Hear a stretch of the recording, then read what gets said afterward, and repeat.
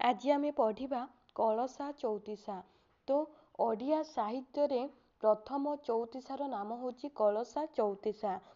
कलशा चौतीसाटी 1931 ख्रीष्टाब्दरे सर्वप्रथमे लोकलोचन को आसीथिला। एहार आविष्कर्ता श्री विछंदचरण पट्टनायक प्राची समिति आनुकूल्य प्रकाशित चौतीसा मधुचक्र चतुर्थ खंडरे एहाकु स्थानित करिछंती। आत्तबल्लभ महांती कलशा चौतीसार रचयिता वैश्यादास को से 1400 शताब्दीर व्यक्ति बोली कही 1500 शताब्दीर सारला दास ठारू प्राचीन बोली प्रमाणित करने चेष्टा करिछंती। अध्यापक श्री गौरी कुमार ब्रह्मा कलशार अर्थ मंगल विधान बा मांगलिक गान बोली प्रकाश करिछंती। कलशा छंद को ही बुझाई थाए। सारला महाभारत रे व्यवहृत कलशा शब्द आशीर्वचन अर्थरे व्यवहृत। डॉक्टर कुंज बिहारी दास ओडिया लोकगीत और कहानी रे कलशा को मंगल गीति भाव रे अभिहित करिछंती। ताहले देखिबा चौतीसा का कहे ना क ठारू क्ष पर्यंत प्रत्येक अक्षर को क्रमान्वय रे रखी एहीपरि 34टी पदर समाहार हेतु एहार नाम चौतीसा बा चौत्रिशा। कलशा चौतीसा रे व्यवहृत माळव बा बराडी राग को बुझाए। एबे आमे कलशा चौतीसार विषय वस्तु विषय जानिबा। तो ये देखि पाथिबे हमर कलशा चौतीसा। कलशा चौतीसा रचनाकार डॉक्टर आत्तबल्लभ महांती कहिसेंती जे कलशा चौतीसार रचनाकाल होची चतुर्दश शताब्दी। पंडित सूर्यनारायण दास कहिसेंती सारला दास को पूर्ववर्ती समय रे एई कलशा चौतीसाटी रचित। विछंदचरण पट्टनायक कहिसेंती कलशा चौतीसा सारला महाभारत ठारू वयस्क। तापरे आमे देखिबा कलशा चौतीसार विषय वस्तु। हिमालय पुत्री पार्वती शिव को स्वामी रूप में पाइबा सकाशे कठोर तपस्या करथिले। निज कन्या को विवाह देवा सकाशे हिमालय शिव को जामाता भाव में वरण करी आनी थांती। कनक बेदी रे बसिथिबा शिवଙ୍କ अपरिच्छन्न वृद्ध रूपर वर्णना पार्वती आगरे करा जाउछि। कहंती कामिनी सुण हेमंत दुलणी काहू बरे बरिले तुम्भर पितामणी कूड़ मूड़ गोत्र आदि नाही जान तार कनक बेदी रे बुढ़ा बसिछि मध्यर। ईर होइथिबा शिव धारण करछंती जगा बेश ओ पाखरे तांकर बाहन जराजीर्ण बलद को बांधी रखिछंती। रुग्ण बुद्ध शिव बारंबार काशुचंती।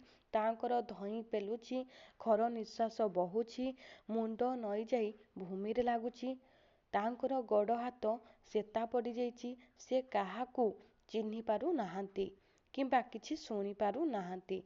तांकर ज्ञान भ्रष्ट होई जाइछि। से बहुत जीर्ण शीर्ण देखा जाउछंती। तांकर नख मुख आखि भितर को पशि जाइछि। पेट खोला जाइथिबा खणी गात परी दिसुछि।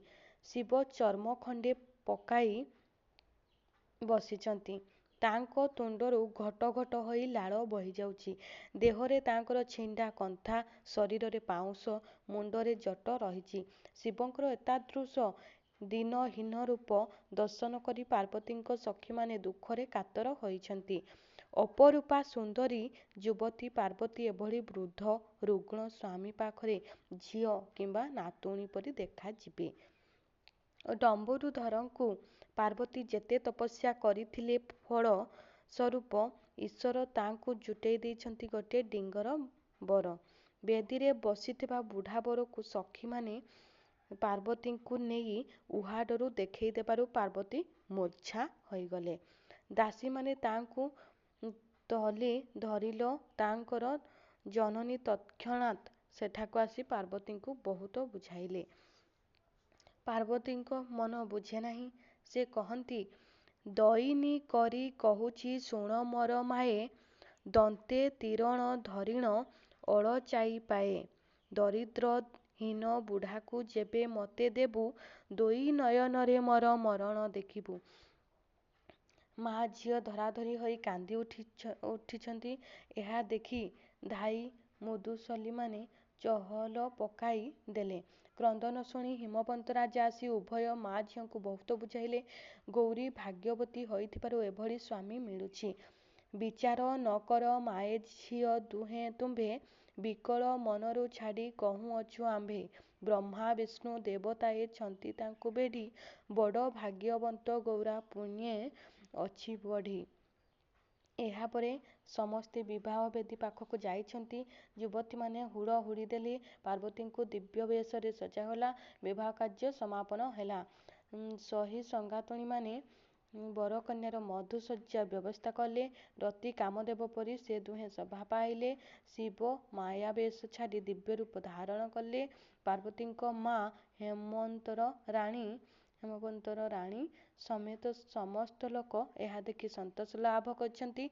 ଏହି ରଚନାରେ ଶିବଙ୍କ ବର୍ଣ୍ଣନା ଗୋଟିଏ ଦିଗରୁ ହାସ୍ୟରସାତ୍ମକ ଲାଗିଲା ବେଳେ ଅନ୍ୟ ଦିଗରେ କରୁଣ ରସ ଉଦ୍ରେକ କରିଥାଏ। ତାପରେ ଦେଖିପାରୁଥିବେ କଳସା ଚଉତିଶାର ଭାଷା। କଳସା ଚଉତିଶାରେ ବ୍ୟବହୃତ କେତୋଟି ପ୍ରାଚୀନ ଶବ୍ଦ ଯେପରିକି ଦୁଲଣୀ, ତପୁସିକି, ସାହାସେଣ, ଅପାବନ, କେବଣ, ଅଣଖ, ଚକେଣା, ଫରମାଣ, ନିଶତେଣ, ଫରସେ, ଝଲି, ସତା, ଡିଙ୍ଗର, ସତ୍ନ, ଭେବଳ, ଡାଙ୍ଗୁଆ, ତତ୍ସମ ଶବ୍ଦ ପ୍ରୟୋଗ, କାମିନୀ, ଚର୍ମ, ଦନ୍ତ, ଲୋଚନ, ହେମନ୍ତ ଏସବୁ।